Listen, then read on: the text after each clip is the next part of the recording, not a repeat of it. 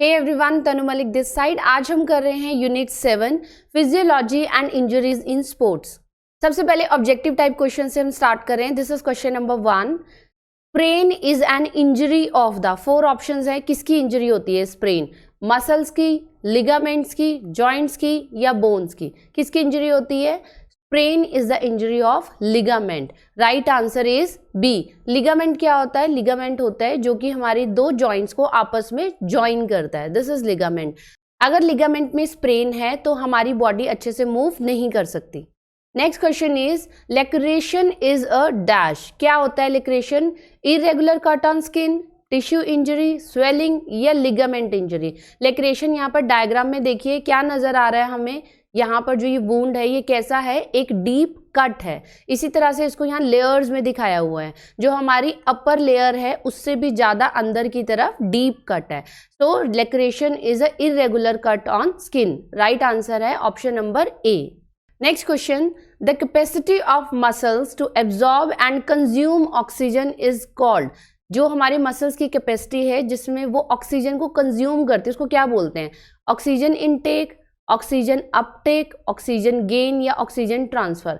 तो पढ़ने से तो हमें राइट आंसर लग रहा है ऑक्सीजन इनटेक, कि ऑक्सीजन को लेना, but this is wrong. Right answer is, जो इसके लिए पर्टिकुलर एक टर्म यूज की जाती है, दिस इज ऑक्सीजन अपटेक।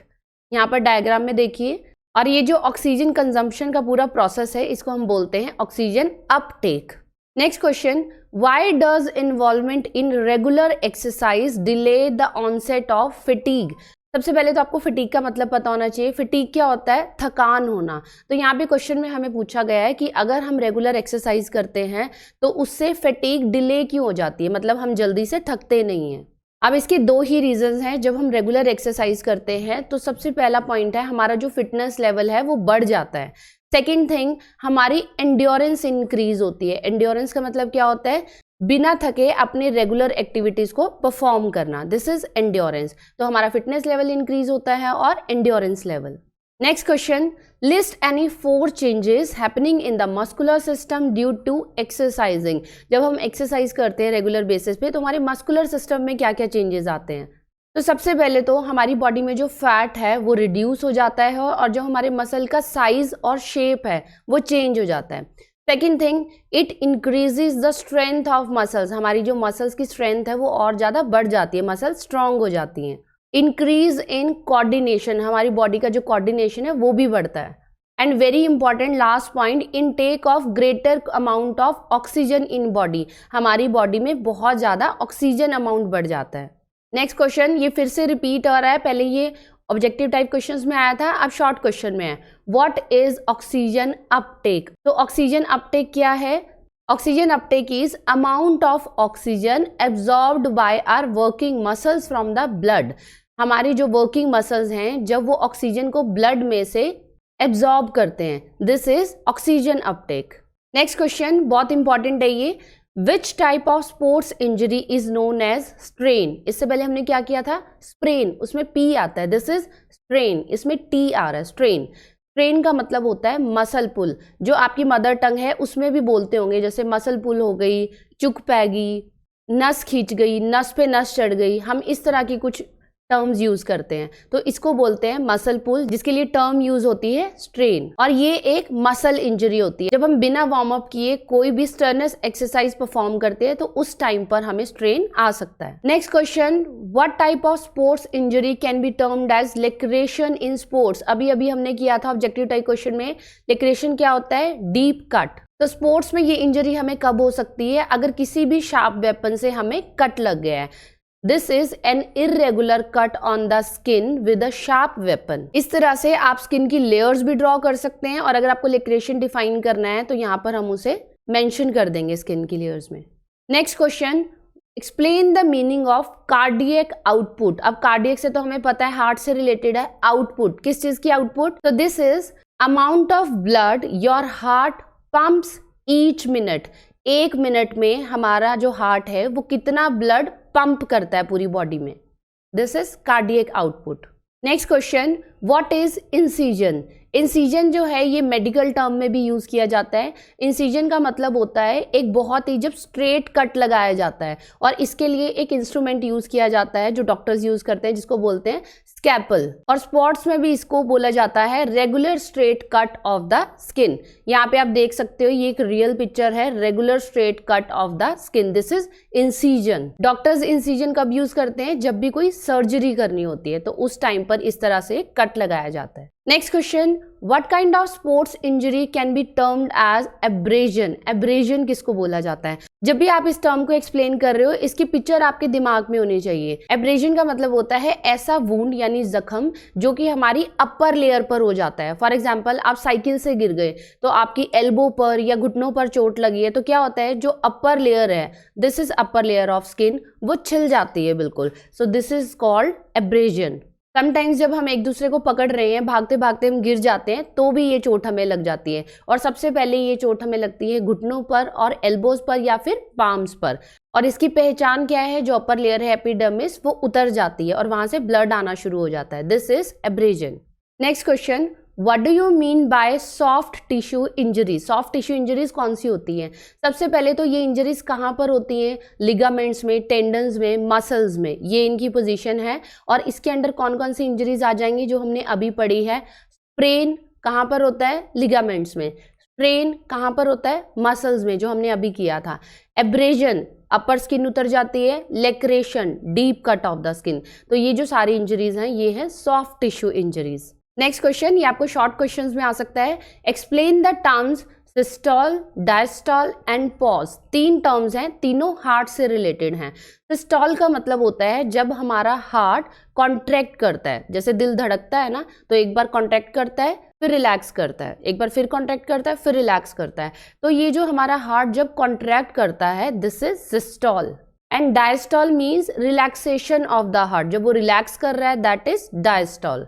इसके अलावा जो हमारी थर्ड टर्म है जिसका मतलब है पॉज। पॉज का वैसे मतलब क्या होता है? रुक जाना, ब्रेक ले लेना। तो ये जो हमारे 2 पीरियड हैं, सिस्टोल और डायस्टोल। सिस्टोल का जो पीरियड है जब हमारा हार्ट कॉन्ट्रैक्ट करता है वो बहुत कम होता है, लेकिन जब हमारा हार्ट रिलैक्स कर रहा है वो सिस्टोल से थोड़ा सा ज़्यादा होता है। तो ये जो रिलैक्सेशन पीरियड है इसको जनरली पॉज भी बोला जाता है कि हार्ट ने थोड़ा सा ब्रेक ले लिया। नेक्स्ट क्वेश्चन, आपको 2 टर्म्स डिफाइन करनी है, pulse rate and stroke volume. Pulse rate क्या होता है? जैसे जब हम डॉक्टर के पास जाते हैं तो डॉक्टर यहाँ पर ऐसे उंगली रखकर चेक करते हैं कि हमारी हार्ट बीट पर मिनट कितनी है। तो जो हार्ट बीट है वो या तो रिस्ट से चेक होती है या फिर नेक से चेक होती है। तो पल्स रेट का मतलब है हार्ट बीट पर मिनट, और जनरली इसकी जो रेंज है in adult this is 60 to 80 पर minute. Next is stroke volume, ये भी हार्ट से रिलेटेड है। इसका मतलब है हार्ट ने एक ही बार में कितना ब्लड पंप किया in the main artery aorta. Aorta हमारी मेन आर्टरी है, इसमें एक बार में हार्ट कितना ब्लड पंप करता है उसको बोला जाता है स्ट्रोक वॉल्यूम। एक स्ट्रोक में कितना ब्लड पंप किया। अब ये जो आपका पूरा चैप्टर है इसमें क्लासिफिकेशन ऑफ स्पोर्ट्स इंजरीज दी हैं, ये आपको पता होना चाहिए, तो मैं थोड़ा सा एक्सप्लेन कर देती हूँ। कुछ हैं एक्सटर्नल इंजरीज, जब ये इंजरी आपको हो जाती है तो ये विजिबल होती है, आप देख सकते हो। जैसे हमने अभी अभी सॉफ्ट टिश्यू इंजरीज की थी जिसमें एब्रेजन है, घिसट लग गई स्किन के ऊपर, स्किन छिल गई तो वो विजिबल है। कॉन्ट्यूजन, कॉन्ट्यूजन का मतलब होता है नील पड़ जाना, जैसे कोई ऑब्जेक्ट है हमारे साथ तेज से टकरा गया लेकिन हमारी स्किन नहीं उखड़ी, ब्लड नहीं आ रहा है, पर हमारी बॉडी पर ब्लैक या ब्लू मार्क पड़ जाता है, खून जम जाता है, जिसको बोलते हैं कॉन्ट्यूजन। लेक्रेशन डीप कट, इंसिजन जो कि स्कैल्पल के साथ एक डीप कट लगाया जाता है इन अ स्ट्रेट लाइन। ये थी एक्सटर्नल इंजरीज जिनको आप देख सकते हो। उसके बाद है इंटरनल इंजरीज। इंटरनल इंजरीज जो ज़्यादा विजिबल नहीं होती लेकिन उनको आप महसूस कर सकते हो क्योंकि उसमें दर्द बहुत है। जैसे हमने पहले किया था स्प्रेन, स्प्रेन का मतलब जैसे पैर मुड़ गया, मोच आ गई, लिगामेंट इंजरी है जिसको हम हिंदी में बोलते हैं मांस फट गया, दिस इज स्प्रेन। उसके बाद है स्ट्रेन, स्ट्रेन इज मसल पुल, नस चढ़ गई, नस खिंच गई। इसके बाद आ जाती हैं heart tissue injuries. Heart tissue injuries में है बोन इंजरीज और जॉइंट इंजरीज, जो कि हम आगे क्वेश्चन में डिटेल में करेंगे। सॉफ्ट टिश्यू इंजरीज की एक बार पिक्चर देख लीजिए ताकि आप भूलो नहीं। दिस इज एब्रेजन, मैंने आपको बताया था कि जैसे सबसे ज़्यादा चोट जो है वो कोहनी पे लगती है, एल्बो पर या फिर घुटने पर। सेकेंड इज कॉन्ट्यूजन, ये जो हम अपने फ्रेंड्स को गिफ्ट देते हैं, कई बार धक्का देते हैं तो ये देखो यहाँ पर ये नील पड़ गया, this is contusion. Then this is lacration, deep cut, and incision, a straight line cut.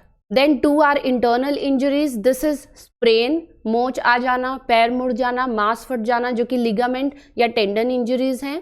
And this is strain, जिसमें नस चढ़ जाती है या मसल पुल. तो यहाँ तक ये जो सॉफ्ट टिश्यू इंजरीज हैं आपको अच्छे से समझ आ चुकी हैं. आगे चलते हैं.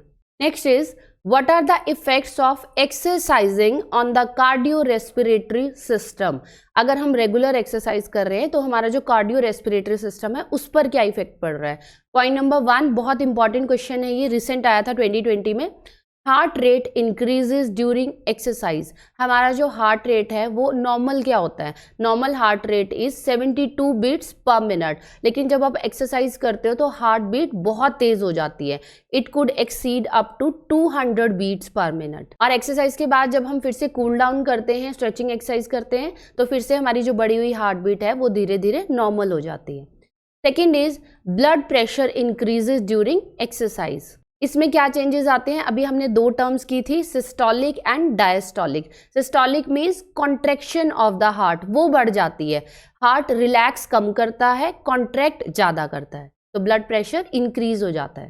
Third is stroke volume increases. Stroke volume हमने अभी किया था, क्या था कि जो हार्ट है वो एक बार में कितना ब्लड पंप करता है in the main artery Erta.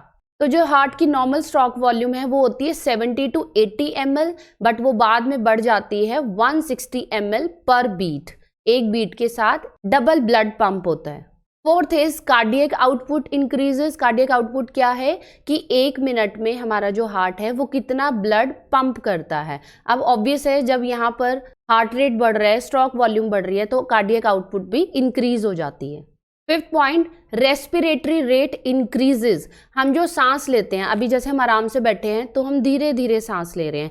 1 minute में हम अराउंड 12 से 15 बार सांस लेते हैं. लेकिन जब हम एक्सरसाइज करते हैं तो हमारी जो ब्रीदिंग है वो बढ़ जाती है. इट रीचेज अप टू 32 पर मिनट, ऑलमोस्ट डबल हो जाती है. नेक्स्ट इसी से रिलेटेड पॉइंट है, ऑक्सीजन ट्रांसपोर्ट इंक्रीजेज. हमारी बॉडी एक्सरसाइज के टाइम ऑक्सीजन की ज़्यादा डिमांड करती है. तो जब रेस्पिरेटरी रेट बढ़ गया है तो नेचुरली हमारी बॉडी में जो ऑक्सीजन है वो ज़्यादा जा रही है. Next is increase in vital air capacity. Vital air capacity का मतलब क्या होता है, हम कितनी अमाउंट ऑफ एयर इनहेल करते हैं और कितनी एक्सहेल करते हैं. उसकी जो स्पीड है वो नेचुरली होती है 3500, बट वो इंक्रीज हो जाती है during exercise 5500 cc. 8 point, increase in residual air volume. Residual air volume क्या होता है, जब हमारे लंग्स पूरी एयर जो हमने इनहेल की थी उसको एक्सहेल कर देते हैं, उसके बाद भी लंग्स में कुछ एयर रह जाती है, रिजाइड करती है एयर, तो उसकी जो क्वांटिटी है एक्सरसाइज करने से वो बढ़ जाती है. Next is point number 9, passive alveolus become active. अब ये एल्वियोलस क्या होता है, जो हमारे लंग्स के एंड में, ये जो ब्रोंकाइल है इसके एंड में एयर सैक्स होते हैं जिनको हम बोलते हैं एल्वियोलस.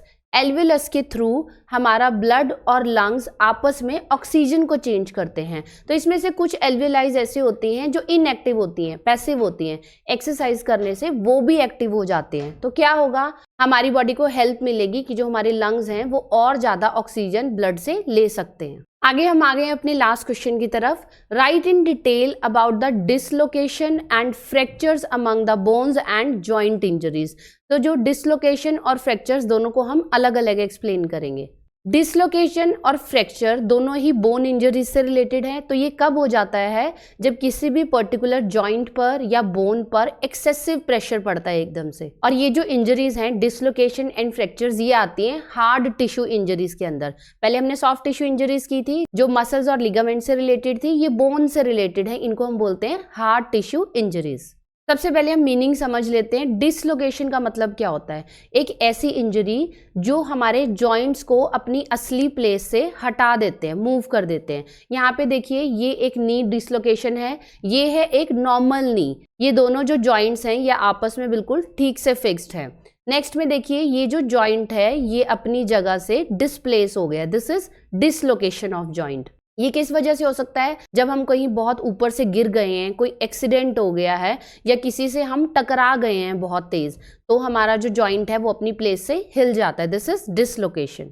और डिसलोकेशन बहुत ही पेनफुल होता है, हम किसी भी तरह से उस जॉइंट को टच नहीं कर सकते, ना ही हमारी बॉडी मूव कर सकती है। तो कुछ कॉमन डिसलोकेशन इंजरीज क्या क्या हैं, यहाँ पे देखिए, जैसे ये जो हमारी नॉर्मल फिंगर है, इसकी यहाँ पर ये जो बोन्स हैं जिनसे हमारी फिंगर्स जुड़ी हुई हैं, ये डिसलोकेट हो जाए, किसी भी स्पॉट्स में इंजरी हो सकती है हमें। शोल्डर डिसलोकेट हो गया, ये देखिए हमारी बॉडी की जो मेन यहाँ पर बोन है और जो शोल्डर बोन है ये डिसलोकेट हो जाए। नी कैप डिसलोकेट हो सकती है। सो ये हमारी कुछ कॉमन डिसलोकेशन इंजरीज हैं।